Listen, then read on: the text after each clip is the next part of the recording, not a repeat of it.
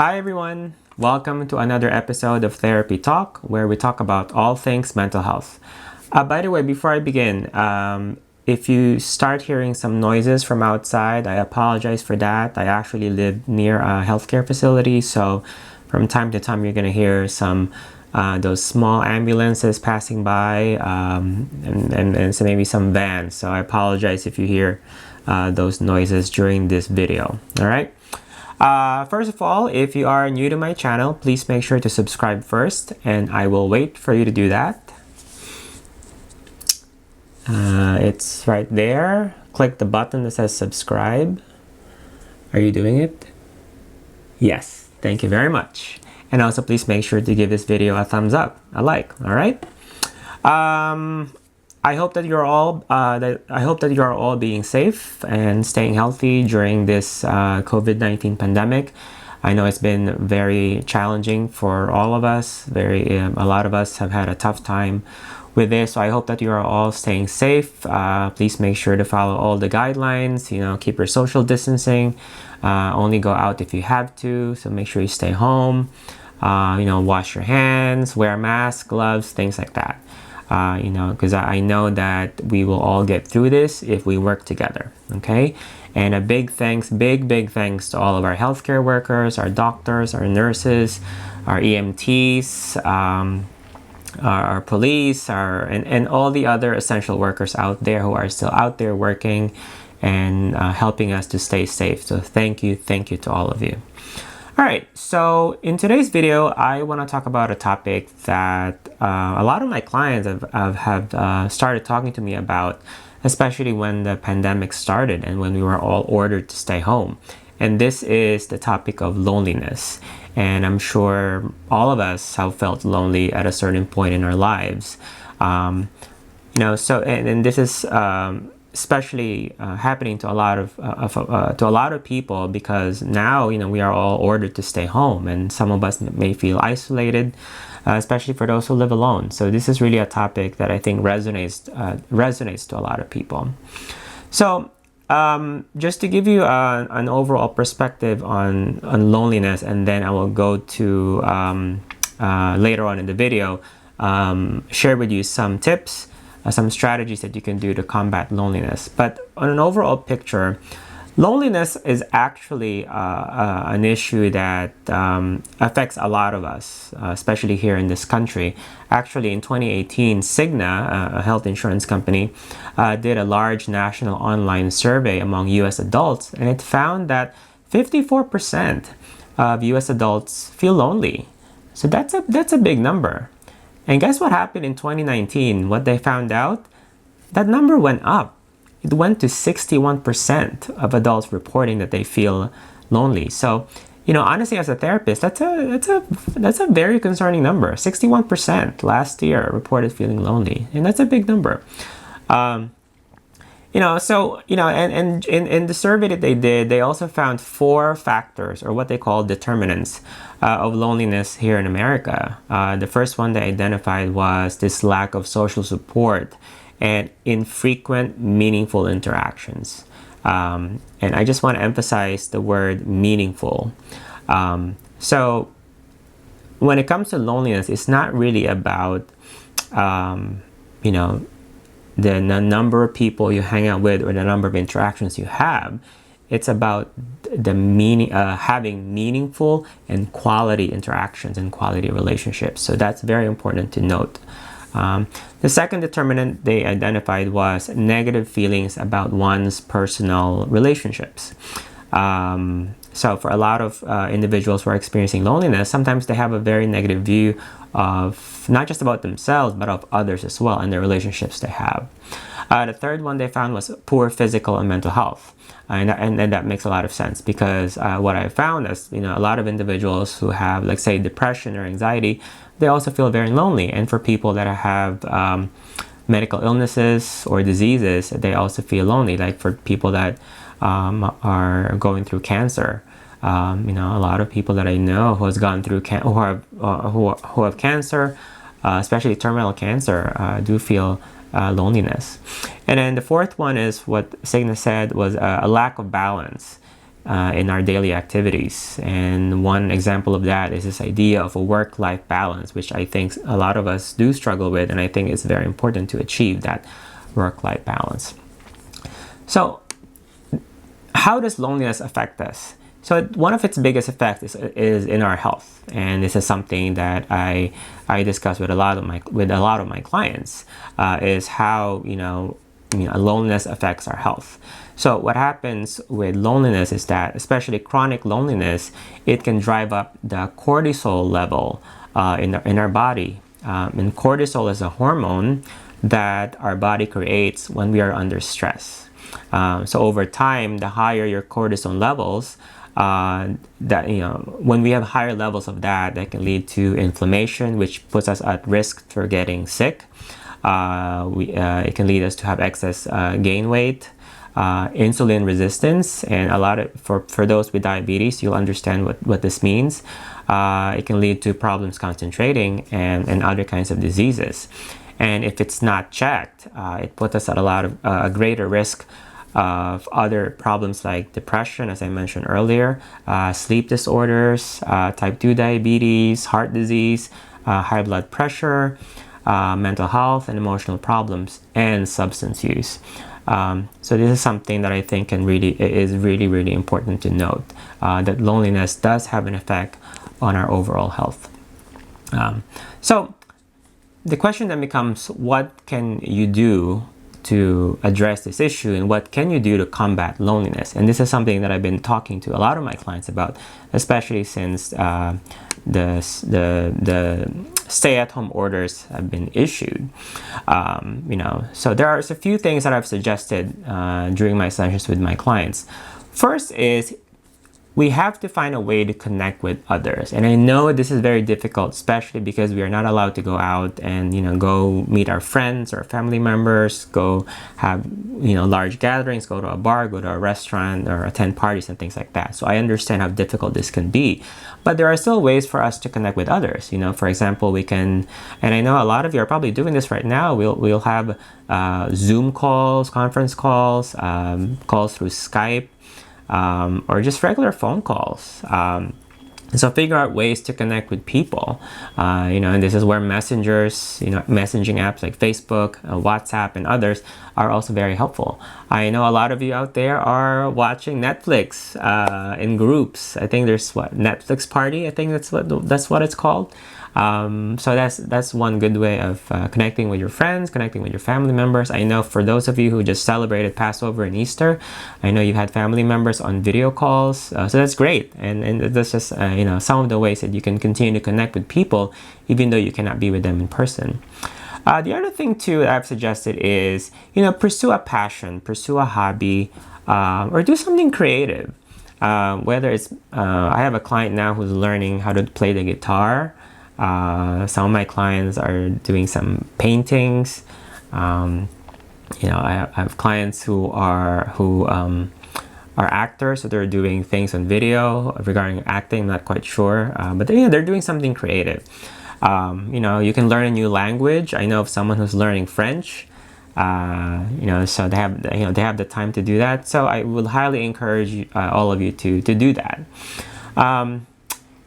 And then the next one I can think of is, that I've suggested actually to some of my clients, is do something that can help others utilizing your talent or your strengths. So for example, I've seen videos of people singing and they record, it's like I don't know if it's like an orchestra or like a choir, and they film each other, or they film themselves at home, and then I guess they do something and it shows that they're all singing in their individual homes, and they show it to people, and that can be very inspiring. If you show that video to people that are maybe in nursing homes or in hospitals, even for children who are scared of what's happening, that can be very helpful. So doing something that can be very helpful for others.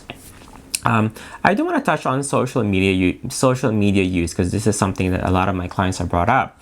How can social media can be helpful, but it can also be not helpful. So it's about achieving a balance. So know when to engage and when to disengage. Obviously, social media can be good in connecting us to our family members, our loved ones, and friends, like I said earlier.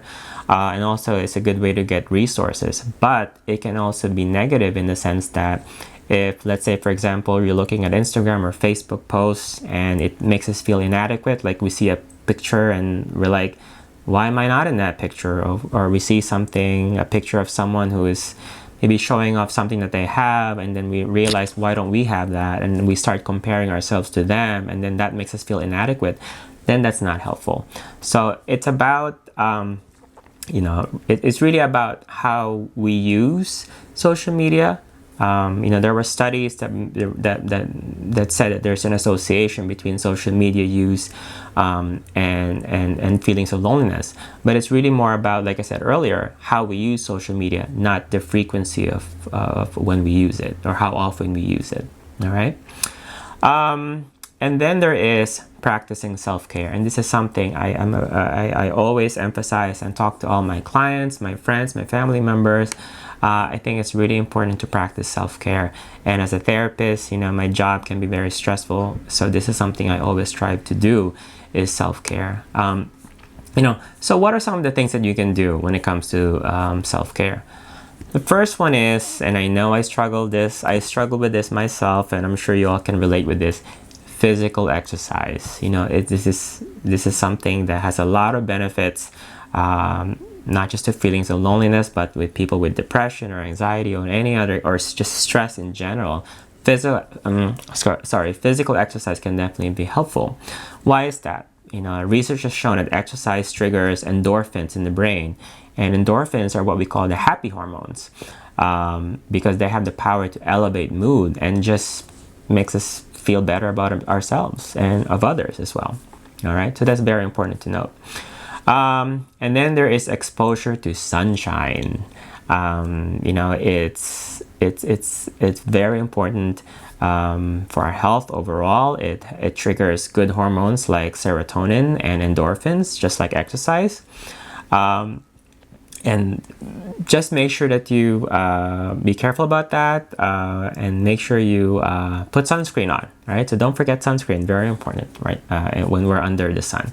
All right, but definitely a lot of benefits to that. So go outside. I know it can be difficult right now with all the social distancing and all, but if you can go outside, keep your 6 feet, and or if you have a rooftop or a fire escape, especially if you're living in an apartment building, just make sure you expose yourself to some sunshine. Okay. And then there is healthy diet. I'm sure you've heard this so many times from your doctors, from your family members, from your friends, from your psychiatrist, from your dietitian, everyone, maybe even your gym trainers. Healthy diet is very important. So making sure that well-balanced diet, not too much sugar, preservatives, processed food, all that, not so good. So make sure that we focus on a healthy diet. And the fourth one, which again, I struggle myself, I'm being honest here, I struggle with this myself, and I'm sure all of you can relate, and I think a lot of people in America struggle with this, is sleep. Okay, sleep is very important. Having good sleep is very important to just our overall well-being. So loss of sleep or poor sleep quality can aggravate feelings of loneliness. So we have to make sure that we practice better sleep habits. It's recommended we have 7 to 9 hours of sleep every day. So let's make sure, let's try to do that. All right. I know it can be hard, but this can be done. All right. And then the last tip that I have suggested to my clients is an acronym called EASE, EASE. So this was developed by Professor John Cacioppo, who was a pioneer and founder of the field of social neuroscience. He actually passed away 2 years ago, and during his lifetime, he did a lot of research on loneliness. So he came up with this acronym called EASE. So E stands for extend. That means people who are lonely to go out and connect with people. But you have to make sure that you do this in a safe environment and at your own pace. So small steps. So, for example, going out probably to a bar or a club, probably not the best idea to do. Well, you can do that anyway right now, but probably not the best thing to do because that can be very overwhelming. So you have to make sure that you be at an environment and do it in a way that's at your own pace. Again, small steps, very important. Then there's A, which is developing an action plan. So this is the time where you start to think about the things that you might enjoy doing. Then you start reflecting on, what are your interests? What are your hobbies? What are your strengths? What do you have time to do? And in creating a plan like this, you can actually put yourself in a situation or in a position of control. And, for a lot of you who have experienced loneliness, sometimes you don't feel that you have any control. So by coming up with a plan for yourself, that puts you in a position of control. So that's very important. And then there's S, which is selection. So once you have a plan in place, then you begin to identify, you begin to select and look for other people that will share the same interests and hobbies as you do. And also select the places where you can find these people. I'm just going to use myself as an example. I enjoy volleyball. I like the sport. I enjoy the sport.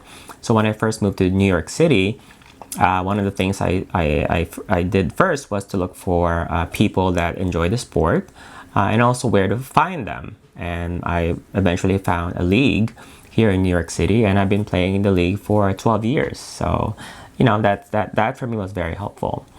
And one of the things that Dr. Cassioppo suggested was this idea of volunteering.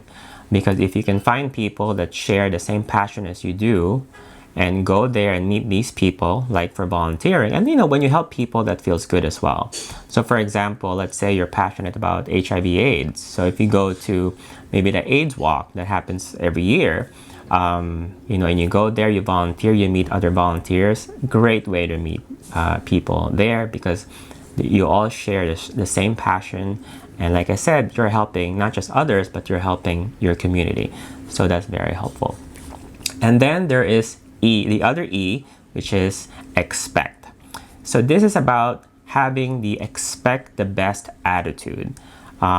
So when you have this attitude, it opens yourself up to the possibility of making these positive connections, which leads you to positive thoughts. So those things can be very helpful. In general, having positive thoughts can be helpful. And I just want to add, as a therapist, one of the things I help clients with, especially those that are feeling lonely or have depression, is helping them recognize these negative thoughts about themselves, about others, about the situation they're in. And I help them first recognize and identify them, and also help them begin to challenge these negative thoughts and help them come up with more helpful and more positive thoughts that can help them feel better about themselves and about their situation, about other people, interactions, and about the world in general. All right. So those are just some of the suggestions, tips, strategies I've discussed with some of my clients. I'll be very interested to know if you have your own way of managing or combating loneliness. So if you do, please don't hesitate to share that in the comment section. And if you've been trying some of these suggestions I've already mentioned, I would like also to hear how they are working for you. So also please make sure to comment down below. And if you have any other questions, feel free to put those on the comment sections as well. All right, so I hope that you have found this video very helpful. Please make sure to share this video to your friends and to your families. I hope that this is helpful for them as well.